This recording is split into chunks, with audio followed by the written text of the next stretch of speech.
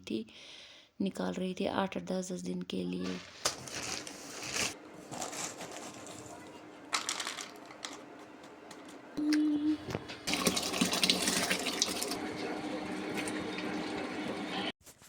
अस्सलाम वालेकुम, उम्मीद करती हूँ आप सब ठीक होंगे, खैर आफियत से होंगे। अल्हम्दुलिल्लाह से मैं भी बिल्कुल ठीक हूँ।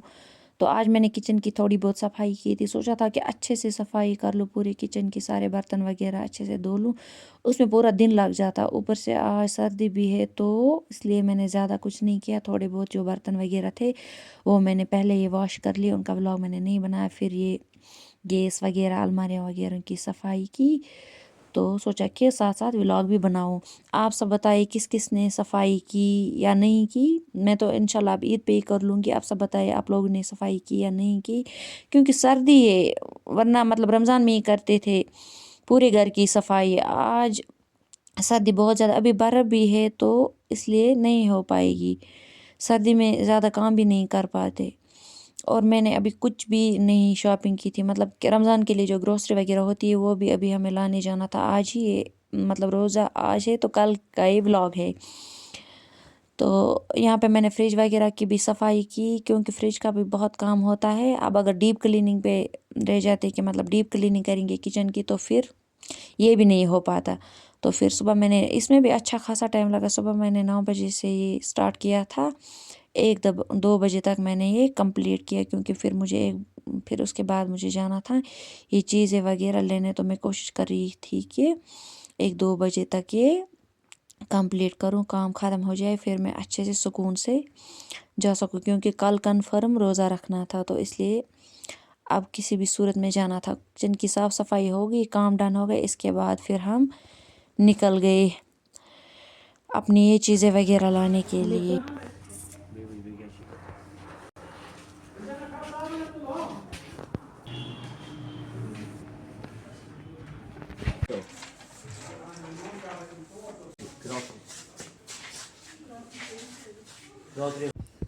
ग्रॉसरी सेक्शन से जो कुछ भी लेना था वो हमने लिया। इसके बाद फिर मैं आ गई थी ऊपर के सेक्शन में, किड्स जोन और क्रॉकरी के सेक्शन में।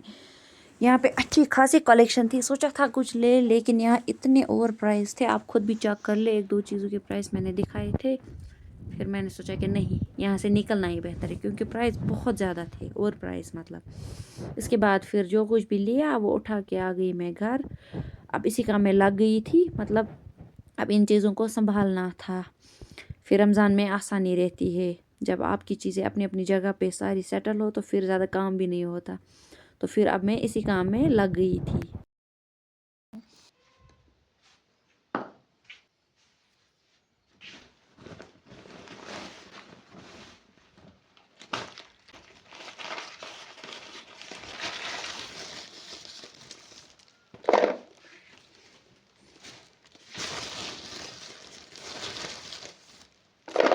आप सब बताएं आप सब लोगों ने क्या क्या किया रमज़ान के लिए, क्या क्या तैयारियां की। मैंने भी वही बेसिक सी चीज़ें लाई जो रमज़ान में ज़रूरत होती है, खजूर, सेवइयाँ, सूजी, ड्राई फ्रूट्स वगैरह, जो हर घर की ज़रूरत रहती थी। बस यही चीज़ें मैंने भी लाई थी, ज़्यादा मैंने कुछ नहीं किया।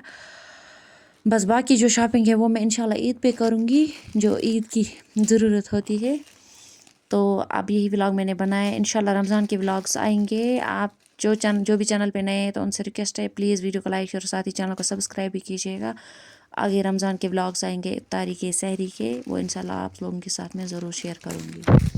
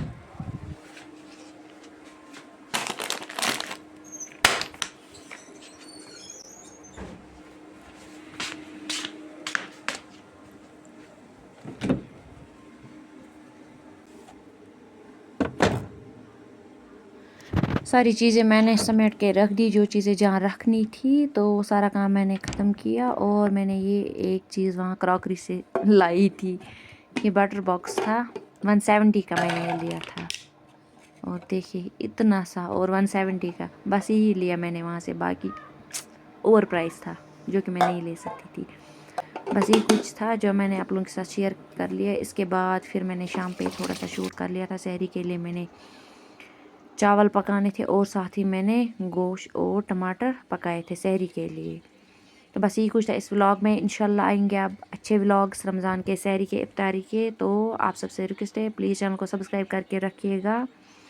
मिलेंगे अब इंशाल्लाह नेक्स्ट व्लॉग में। वो व्लॉग होगा रमज़ान का, सहरी का होगा, इफ्तारी का होगा। अपना ख्याल रखिएगा। अल्लाह हाफिज़।